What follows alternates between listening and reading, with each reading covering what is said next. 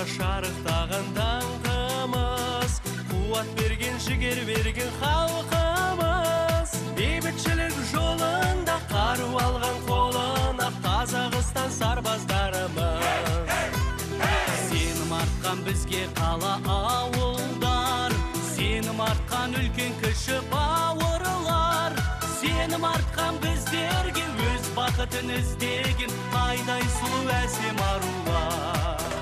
Мен өзім әскерде болмасақ та, енді біз анау институтта жүргенде неде болдық қой, енді біз офицерлік шеніміз бар. Дегенмен осы айтатынымыз айналып келгенде орыстың жаңағы әскери тақырыптағы әндері болғандықтан осы қазақшада бірдеңе керек шығар деп өз көңілімнің түбінде жүретін. Бірақ соны қай кезде іске асады екен деп жүрсем, сабақ тиіне сәтімен деп бір күні ақын анау Бақытжан Ауданбаев өзі біраз әндерді бірге жаздық қой, жаңа жетістігі мол. Сол келіп, жігіт, енді осы біз осындай бір тақырыпта ән көрсек қалай болады? Сен бір көрші ойланып деп еді. Соның айтқаны болды ма, өзі бір ұтымды дүниелер жылдам шыға салатын сияқты. Осы барып отырып, күй сандықтап отырып, бір сыңғырлатып жүрсем, гитараны қолыма ұстап.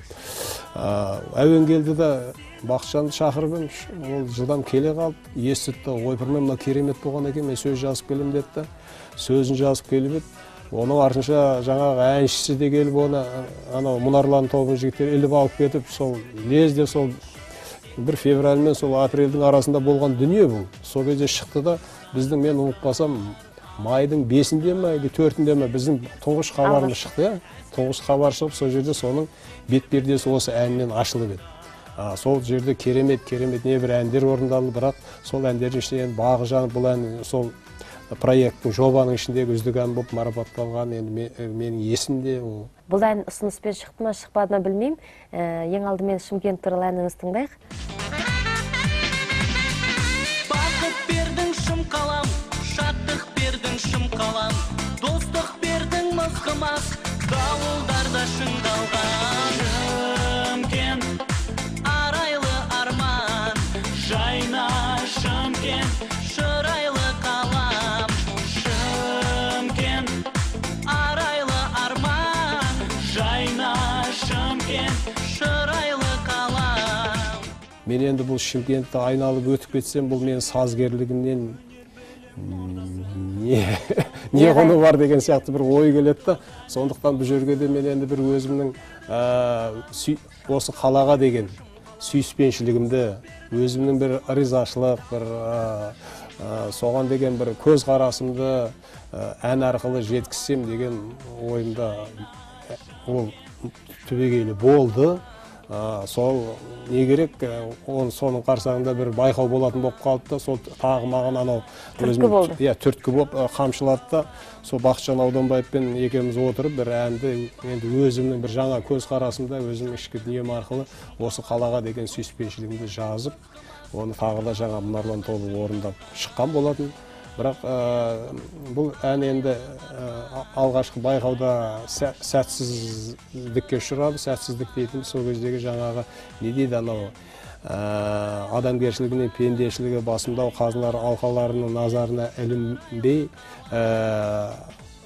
атаусыз қалып қалды. Бірақ дегенмен сол жерде тұсауы кесілгеннен кейін жаңағы томағасын сыпырған қыран құстай қалықтап, мынау тыңдаушыларының қуанышына айналып, осы күндері сол сәттен бастап ол өзі көптеген үлкен жиындарда керек болса, мынау Елордаға дейін барып, осы біздің облыстың атын шығарып, мадақтап, соның имиджін көтеріп жатқан жағдайы бар.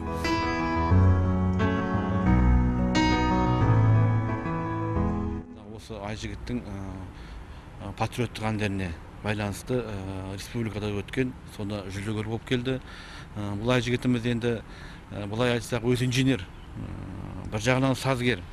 Енді мен ойлаймын, сол екеуін үйлестіріп алып келген өте бұл қиын.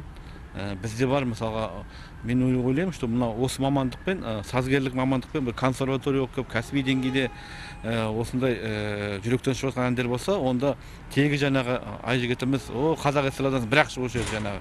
Мынау Кеңес Дүйсекеевтермен бірге жаңағы отырып. Ал енді өз инженер болғасын, мен ойлаймын, мынандай өзінің жүректен шығатын әндері, мынау действительно өте халықтың жүрегіне сіңіп, халықтың мына оңтүстіктің бірегей оңтүстіктің жаңағы көрермендері емес, бүкіл республика танылып жатқан сазгер деп айта аламыз.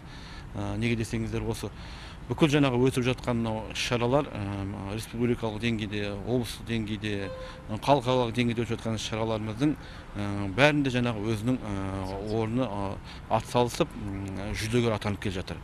Оның ішінде мен ойлаймын, жаңа Айжігіттің біздің табиғатымызға, мынау ауданымызға, қаламызға арнап жазған көп әндері бар.